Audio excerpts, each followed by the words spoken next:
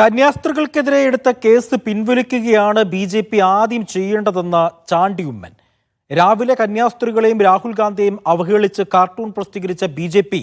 ഉച്ചയ്ക്ക് ശേഷം ചെയ്തത് എന്താണെന്ന് ജനം കണ്ടു. എന്ത് നിലപാടാണ് ബി.ജെ.പിയുടേതെന്ന് വ്യക്തമാക്കണമെന്നും ചാണ്ടി ഉമ്മൻ എം.എൽ.എ. പറഞ്ഞു.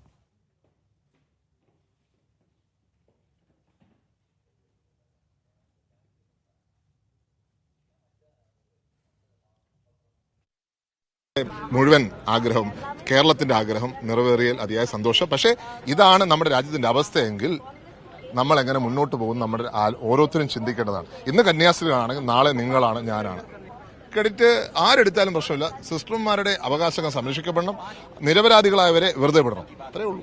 ഇനി ചോദ്യം NIA കേസായിരിക്കുകയാണ്. ആ കേസ് റദ്ദാക്കാൻ സർക്കാർ എന്ത് നടപടി എടുക്കും? അതാണ് ചോദ്യം.